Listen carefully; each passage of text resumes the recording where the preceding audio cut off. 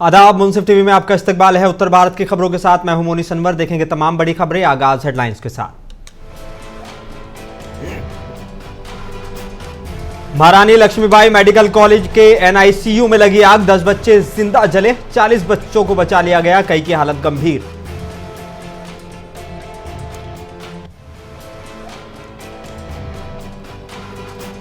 झांसी में हुई घटना पर सीएम योगी ने किया दुख का इजहार, बोले मेरी संवेदना उन सभी परिजनों के साथ जिन्होंने बच्चों को खोया।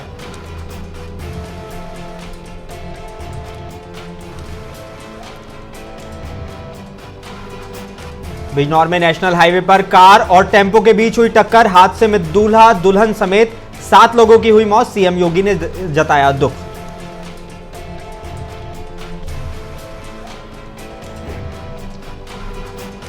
और हमीरपुर में स्टीयरिंग फेल होने से मजदूरों से भरी बस पलटी, हादसे में 13 घायल, बस में करीब 35 यात्री सवार थे।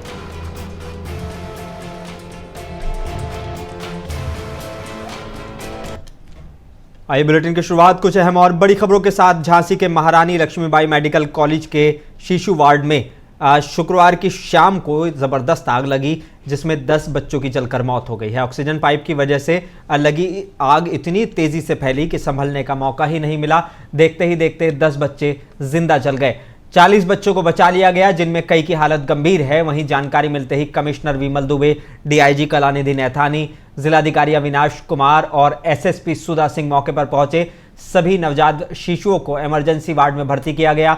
जिलाधिकारी अविनाश कुमार ने बताया कि 10 बच्चों की मौत हो गई है, जबकि कई लोग अन्य बच्चे जो हैं वो घायल हैं। जानकारी के मुताबिक वार्ड में ऑक्सीजन कंसंट्रेटर में शॉर्ट सर्किट होने की वजह से यह आग लगी थी।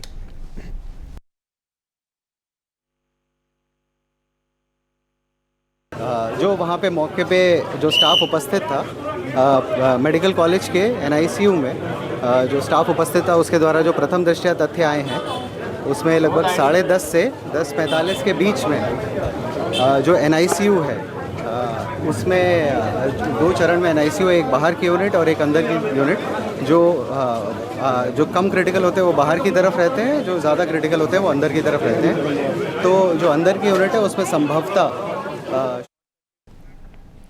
और झांसी मेडिकल कॉलेज में जबरदस्त आग लगने की वजह से मासूम 10 बच्चे जल गए, जिनका पोस्टमार्टम हाउस में पंचनामा भर के पोस्टमार्टम की कार्रवाई की जा रही है।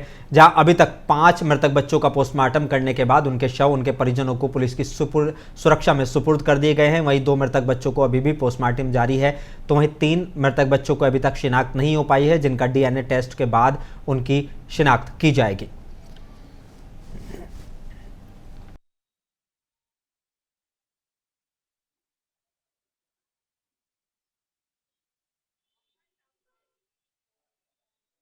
हमारे नुमाइंदे सुल्तान अब्दी के पास में हमारे साथ जुड़ गए हैं। सुल्तान, क्या हालात हैं अभी वहां पर? पोस्टमार्टम कितने बच्चों का हो पाया है? क्या जानकारी आपके पास आ रही है?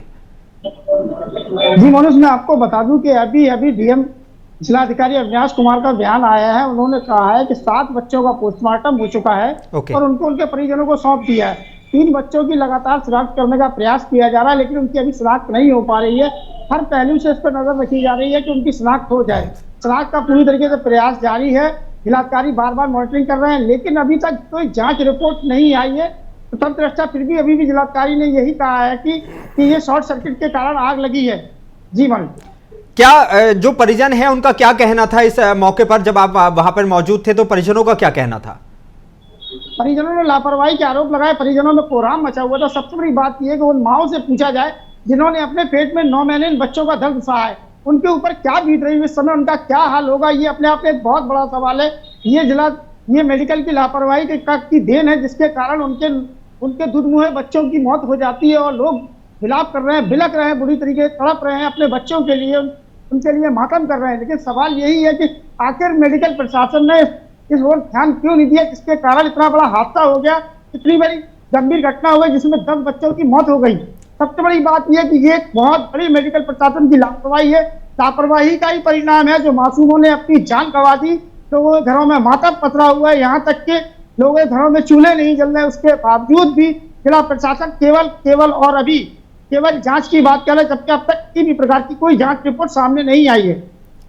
एक बड़ा सवाल यहाँ पर कि पोस्टमार्टम तो हो गया है 3 बच्चों की, जब डीएनए रिपोर्ट की जाएगी वो एक बड़ा मामला, क्या ये भी खबरें हैं कि कोई भी जो वहां पर फायर एक्सटिंग्विशर रखे हुए थे वो 1 से 4 साल, कोई 1 साल, कोई 3 साल इस तरह से एक्सपायर हो चुके थे, लेकिन जून में जब वहां पर इन सारी चीजों की जांच की गई तब क्या सिर्फ खाना पूर्ति कर दी गई? ये आज बार मेडिकल के प्रधानाचार्य मिस्टर सेंगर का बयान आया, उन्होंने कहा ऐसी कोई बात नहीं है, केवल शॉर्ट सर्किट ही इसका प्रमुख कारण है। लेकिन शॉर्ट सर्किट प्रमुख कारण है मान लिया जाता है, लेकिन कहीं ना कहीं लापरवाही है। अगर समय रहते इस चीज पे ध्यान दिया जाता तो शॉर्ट सर्किट नहीं होता, इतनी बड़ी घटना घटित नहीं होती जिसमें। और सबसे बड़ी बात यह है कि संख्या से अधिक वहां पर बच्चे एडमिट थे जिनका इलाज चल रहा था, संख्या बल भी उनका ज्यादा था, 54 बच्चे वहां एडमिट थे जबकि जगह बहुत कम है। आखिर ये लापरवाही क्यों? इस लापरवाही का जिम्मेदार कौन है? सुल्तान, आखिरी सवाल के कहा जा रहा था कि जो बच्चे माए हैं अभी तभी वो मतलब जो अलग से शिफ्ट किए गए जिन बच्चों को वो उनको भी अपने बच्चों से माओ को नहीं मिलने दिया जा रहा, परिजनों को नहीं मिलने दिया जा रहा, क्या बाकी बच्चे सेफ हैं? इस तरह की भी खबरें आ रही थी कि उनमें भी बहुत सारे लोग बच्चे जो हैं वो घायल हैं, मतलब बुरी तरह से। अभी तक जो बच्चे जख्मी थे, घायल थे, क्योंकि उनमें कहीं से आग का उनके ऊपर असर नहीं हुआ। वैसे इस वार्ड में वही बच्चे रखे जाते हैं जो ज्यादा गंभीर रूप से घायल हो, गंभीर रूप से बीमार होते। लेकिन सवाल ये है कि अभी तक ऐसी कोई सूचना नहीं आई है, जिला प्रशासन की ओर से कोई पुष्टि नहीं की गई है। सभी बच्चे सकुशल बताए जा रहे हैं, बिल्कुल खैरियत से बताए जा रहे हैं। चलिए, बहुत शुक्रिया सुल्तान हमारे साथ जुड़ने के लिए, सारी ताज़ा तफसीलात देने के लिए। तो कहीं ना कहीं अभी जो है एक बड़ा सवालिया निशान ये घटना लगा गई है, लेकिन इसको लेकर सीएम योगी ने दुख का इजहार किया है। सीएम योगी ने कहा है कि ये बहुत दुखद है। सीएम ने यह भी कहा कि मेरी संवेदना उन सभी परिवारों के साथ है जिन्होंने अपने मासूम बच्चों को खोया है। क्या कह रहे हैं सीएम, आपको सुनाते हैं। आज के फूलपुर विधानसभा क्षेत्र में आने के लिए समय पे हम लोग चलते, लेकिन कल रात्रि में एक दुखद घटना झांसी में घटित हुई। झांसी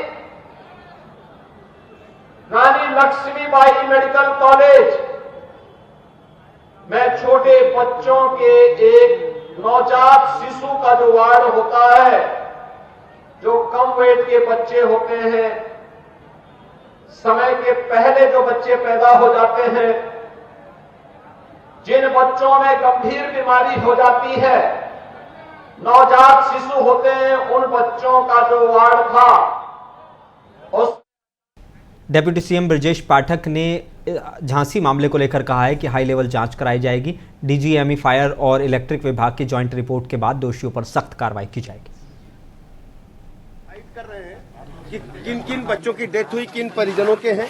घटना के जांच के आदेश उच्च स्तरीय दिए गए हैं। पहली जांच तो शासन स्तर से होगी जो हेल्थ डिपार्टमेंट करेगा। दूसरी जांच पुलिस प्रशासन और जिले के स्तर से होगी जिसमें फायर विभाग की भी टीम शामिल होगी। और तीसरी मजिस्ट्रेटी जांच के भी आदेश दिए गए। कांग्रेस नेता और उत्तर प्रदेश कांग्रेस के अध्यक्ष अजय राय ने झांसी मेडिकल कॉलेज में लगी आग को लेकर मीडिया से बात करते हुए दुख का इजहार किया है। साथ ही उन्होंने सीएम योगी पर निशाना साधा है।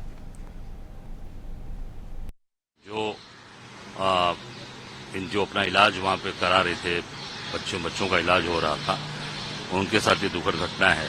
मैं समझता हूं कि ये पूरी तरीके से बहुत ही दुखद है और बहुत मार्मिक घटना है। नवजात बच्चे बेचारे वो वहां पर थे कि और इस तरह की घटनाएं उत्तर प्रदेश में कई हो चुकी हैं।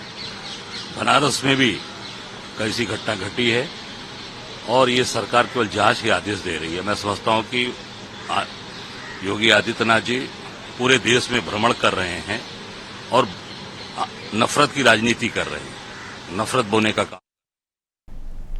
मुरादाबाद से समाजवादी पार्टी के पूर्व सांसद डॉक्टर एसटी हसन ने झांसी मेडिकल कॉलेज में लगी आग को लेकर मीडिया से बात करते हुए दुख का इजहार किया है। साथ ही उन्होंने योगी सरकार पर निशाना साधा है।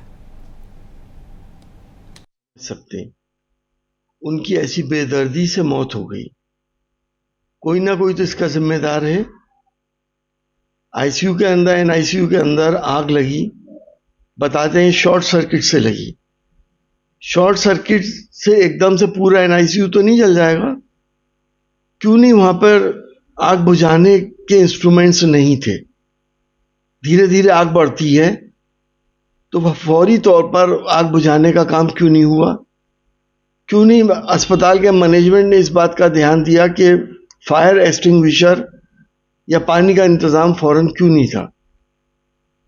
इसके ऊपर संज्ञान मुख्यमंत्री जी को लेना चाहिए और ऐसे लोगों को कड़ी से कड़ी सजा मिलनी चाहिए जो लोगों की और खास तौर से मासूम बच्चों की जिंदगियों से खिलवाड़ कर रहे हैं। झांसी में समाजवादी पार्टी के युवा नेता रोहित सिंह ने परीक्षा झांसी मेडिकल कॉलेज के गेट के नंबर 2 के सामने पीड़ित परिवार के साथ धरने पर दिया है। धरने पर बैठकर योगी मुर्दाबाद और ब्रजेश पाठक इस्तीफा दो के नारे लगाए गए। वहीं सपा कार्यकर्ता और पुलिस के बीच नोकझोंक भी हुई। मामले की गंभीरता को देखते हुए पुलिस प्रशासन पूरी तरह से सजग नजर आ रहा है। वहीं सूत्रों से ये भी जानकारी मिल रही है कि कुछ बच्चों का DNA टेस्ट भी किया जा रहा है। बच्चे तो अभी आइडेंटिफाई नहीं, जिनकी डेड बॉडी है उसको हम लोग क्लियर करेंगे कि किसका है। अब आप उसका DNA सैंपलिंग कराएंगे। अगर आप कहो कि जब तक DNA टेस्ट ना हो कि बच्चा ना सोए तब तक हम आपके साथ बैठे। आवाज उठाऊंगा मैं, आप बोलोगे। हाँ बताइए। अरे बताइए। आप जो बच्चे मरे भी हैं हम उनसे भी मिला, जो जिंदा है उनसे भी मिला। हाँ तो मिलवाया जाएगा। उत्तर प्रदेश के जिला बिजनौर में घने कोहरे के चलते एक कार ने ऑटो को टक्कर मार दी, जिसके कारण ऑटो में सवार दूल्हा दुल्हन समेत 7 लोगों की मौत हो गई। टक्कर लगने से ऑटो सड़क किनारे खाई में गिर गया। बताया जा रहा है कि मृतक धामपुर थाना क्षेत्र के गांव तिबड़ी के रहने वाले थे। मरने वालों में 4 पुरुष, 2 महिला और 1 लड़की शामिल है। मुख्यमंत्री योगी आदित्यनाथ ने दुख का इजहार किया है। देखिए, थाना धामपुर क्षेत्र में अर्ली मॉर्निंग ये इन्फॉर्मेशन प्राप्त हुई कि एक क्रेटा गाड़ी और एक ऑटो का जो है के बीच में टक्कर हुई है। जो क्रेटा वाहन थी वो किसी अन्य वाहन को ओवरटेक कर रही थी और सडनली लेन चेंज किया और स्पीड में जो है ऑटो को टक्कर मारी। ऑटो में जो है 7 व्यक्ति थे जो थाना धामपुर क्षेत्र के ही रहने वाले हैं और मुरादाबाद रेलवे स्टेशन से लौट रहे थे। उनमें से 6 व्यक्तियों की उसी समय मृत्यु हो गई थी और जो ऑटो ड्राइवर है उसकी उपचार के दौरान मृत्यु हो गई। इसमें उनकी फैमिली को इन्फॉर्म किया गया है और सभी शवों का जो है पंचायतनामा और पोस्टमार्टम करवाया जा रहा है। हमीरपुर जिले के थाना चिकासी गांव में मजदूरों से भरी बस राट उरई हाईवे पर स्टीयरिंग फेल होने से अनकंट्रोल्ड होकर पलट गई। बस में कोतवाली राट इलाके के नदना और बहपुर गांव के करीब 35 मजदूर सवार थे। जनपद महोबा की प्राइवेट बस मजदूरों को ईंट भट्टा पर काम करने के लिए जनपद मथुरा के कोसी जा रही थी। हादसे में 13 मजदूर घायल हो गए हैं, जिन्हें CHC में भर्ती कराया गया है। प्राथमिक उपचार के बाद हालत गंभीर और चोट होने की वजह से मजदूरों को मथुरा भेज दिया गया है। एक भट्टों वाली गाड़ी थी जिसमें कि 30 से 40 लोग सवार थे। वो गाड़ी रास्ते में पलट गई और तो फिर कुछ जो लोग इंजर्ड हुए थे उनको एम्बुलेंस द्वारा CHC राट हमारे अस्पताल में लाया गया, जिसमें से 10 लोग थे जिन्हों के छोटे मोटे चोटें आई हैं। उनका प्रॉपर हमने इलाज किया है और इसमें जो है 4 से 5 बच्चे और 3 औरतें और 4-5 पुरुष थे। उनको हमने प्रॉपर इलाज करके उसमें से ऐसा कोई पेशेंट नहीं था जिसमें कि हमें उनको रेफर करना पड़े। कोई ज़्यादा सीरियस इंजरी किसी को। उत्तर प्रदेश के बरेली के भोजीपुरा के परसा खेड़ा के DPSC स्कूल में ड्यूटी करने जा रहे एक बाइक सवार गार्ड को पीछे से आ रही एक SUV कार ने टक्कर मार दी, जिसमें उनकी मौत हो गई। सूचना पर सीबीगंज के फतेहगंज पश्चिम थाने की पुलिस के साथ ही मृतक के परिजन मौके पर पहुंचे। वहीं इस दौरान बरेली की तरफ से परसा खेड़ा की तरफ जा रहे चावल की बोरी से भरे एक ट्रक ने घटनास्थल पर खड़ी आधा दर्जन बाइक को रौंदते हुए वहां खड़े लोगों को टक्कर मार दी। इस घटना में 3 पुलिसकर्मी समेत आधा दर्जन लोग घायल हो गए हैं। घटना की सूचना मिलते ही भोजीपुरा और इज्जत नगर थाने की पुलिस के साथ ही SP सिटी, SP ट्रैफिक और CO किला और CO हाईवे के साथ ही अन्य अधिकारी मौके पर पहुंच गए। घायलों को उपचार के लिए शहर के अस्पतालों में भर्ती कराया गया है।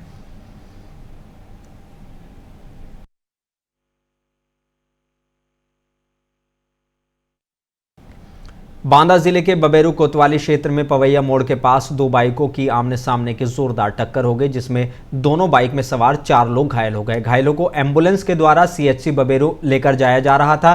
तभी बधेड़ू और फुफंदी गांव के बीचों बीच सामने से आ रहे बाइक सवार को एम्बुलेंस से टक्कर हो गई, जिसमें बाइक सवार भी घायल हो गया, तो जिनमें 5 घायलों को एम्बुलेंस के द्वारा CHC में भर्ती कराया गया है। इन लोगों को सामुदायिक स्वास्थ्य केंद्र बबेरू में लाया गया।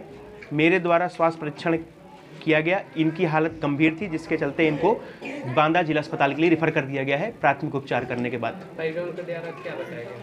परिजनों के द्वारा बताया गया इनका एक्सीडेंट हुआ है। देखिए बबीरू और ओरन के मध्य में पवैया स्टाफ में दो बाइकों की आमने सामने टक्कर हुई है, जिसमें से दो व्यक्ति गंभीर रूप से घायल हैं। उनके पैरों की हड्डियां चिटिक गई हैं कट कट करके, और दो लोग घायल हैं लेकिन ठीक है। सभी चारों मरीजों को, और एक कायल का एक्सीडेंट हुआ है, उसमें 5 मरीज हैं, जो कि 4 मरीजों को एम्बुलेंस लेके आ रही थी, तो उस एम्बुलेंस से एक घटना हो गई है। वो 5वां मरीज कायल का है। 5 लोगों को यहाँ बबीरू से रिफर करा करके बांदा भेजा गया है। सामुदायिक स्वास्थ्य केंद्र बबीरू में लाया गया, मेरे द्वारा स्वास्थ्य परीक्षण किया गया। इनकी हालत गंभीर थी, जिसके चलते इनको बांदा जिला अस्पताल के लिए रिफर कर दिया गया। और सरकार भले ही भ्रष्टाचार पर जीरो टॉलरेंस और पॉलिसी पर काम करने की बात कर रही हो, लेकिन देश में भ्रष्टाचार के मामले रुक नहीं रहे हैं। ताज़ा मामला उत्तर प्रदेश के बुलंदशहर में सामने आया है, जहां पूर्व उप कृषि निदेशक विकास कुमार और बुलंदशहर के 4 कृषि यंत्र विक्रेताओं पर धारा 409, 420, 467, 468 और 471 के तहत कोतवाली नगर में FIR दर्ज की गई है। बुलंदशहर सिटी कोतवाली में धोखाधड़ी और दस्तावेजों में गड़बड़ी के धाराओं में मामला दर्ज किया गया है। बेलर का घोटाला, जो बेलर से संबंधित आप यदि पूछोगे तो ये 209 बेलर थे, और 209 बेलर में इन्होंने जो कॉस्ट रखी थी उसकी करीब 11.5 लाख रुपए एक बेलर की कॉस्ट रखी थी। और 209 बेलर की जब जांच हुई तो केवल 58 बेलर किसानों के पास पाए गए। शेष बेलर इन्होंने केवल कागज़ों में दिखाए गए। 58 में भी मैं आपको बता रहा हूँ कि कई किसानों को व्यापारियों ने लालच दिया कि आपके यहाँ बेलर। क्या बुलंदशहर में बिजली विभाग के एसई ने खुद को बचाने के लिए 2 जेई को सस्पेंड किया था? यह सवाल अब बड़ा हो गया है। पीड़ित अवर अभियंता संजीव कुमार के खिलाफ किए गए अनएथिकल सस्पेंशन के केस में सस्पेंडेड जेई संजीव कुमार ने गंभीर आरोप लगाए हैं। निलंबन की कार्रवाई के पीछे सुपरिटेंडिंग इंजीनियर सुनील कुमार ने जो जांच की गई थी उसको भी फर्जी बताया है। सुनिए वो क्या कुछ कह रहे हैं। देखिए, आप लोगों से मैं ये कहना चाह रहा हूँ कि जो सुनील कुमार जो एससी है, ये अनैतिक सस्पेंशन करने के आदी हो चुके हैं। इससे पूर्व में भी अरुण कुमार जेई की शादी में जाने के बाद उनकी छुट्टी पे था वो आदमी वाला, तो उनको सस्पेंड कर दिया गया। पिछली बार एक जेई है इंद्रेश कुमार, वो अपनी बहन की शादी में गए और छुट्टी लेकर गए, उनको सस्पेंड कर दिया गया। तो हमारी तो ये मांग है कि ऐसे गलत आदमी का तुरंत सस्पेंशन होना चाहिए। उत्तर प्रदेश के जिला मुरादाबाद में समाजवादी पार्टी के प्रदेश अध्यक्ष श्यामलाल पाल आज मुरादाबाद पहुंचे, जहां पर उन्होंने मीडिया से बातचीत की। बातचीत के दौरान वो विपक्ष पर हमलावर रहे, तो वहीं लोकसभा में सेंगोल की स्थापना पर भाजपा पर निशाना साधा। उन्होंने कहा कि इस देश में सेंगोल का खात्मा करके देश की जनता को स्वतंत्र करना है। एक तरफ सरकार और निर्वाचन आयोग ज़्यादा मतदान करने की बात कर रही है, जब चुनाव का दिन आता है तो सरकार प्रशासन तंत्र से वोट को रुकवाने का काम कर रहा है। रामपुर में भी ऐसा ही हुआ था। लोग वोट देने के लिए घरों से निकले थे, लेकिन पोलिंग बूथों पर नहीं पहुंच पाए थे। सरकार निष्पक्ष चुनाव करा ले तो भाजपा के उम्मीदवार की जमानत जब्त हो जाएगी। अभाव में दम तोड़ दिया। ये सरकार चाहती क्या है? सरकार किस हिसाब से सेवा करना चाहती है?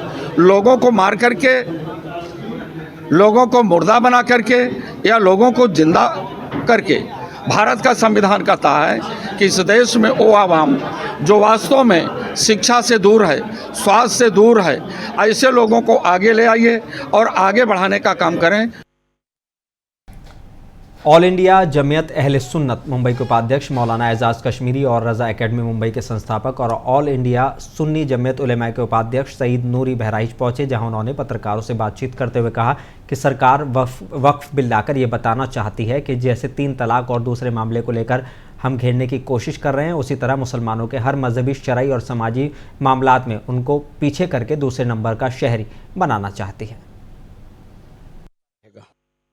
कौन क्या कह रहा है, क्या नहीं बोल रहा है, कौन क्या कह रहा है, क्या नहीं बोल रहा है, वो एक अलग बात है, मगर तमाम मुसलमानों को, हिंदुस्तान भर के मुसलमानों को वक्फ एक्ट में जो तरमीम है वो एक्ट ना काबिल कबूल है, ना मंजूर है। ये अपनी धांधली और दादागिरी से जो चाहे करवा लें, उसके लिए पूरे मुल्क का मुसलमान सदा एहतजाज बुलंद कर रहा है और करता रहेगा।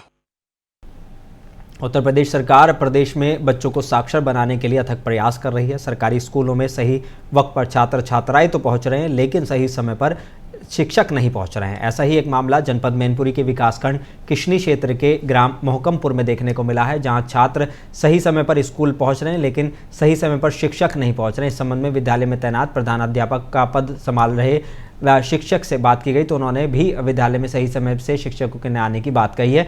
वहीं बात अधिकारी की करें तो बेसिक शिक्षा अधिकारी दीपिका गुप्ता ने जानकारी देते हुए बताया कि ऐसा मामला संज्ञान में आया है, जांच की जाएगी, दोषियों पर कानूनी कार्रवाई की जाएगी।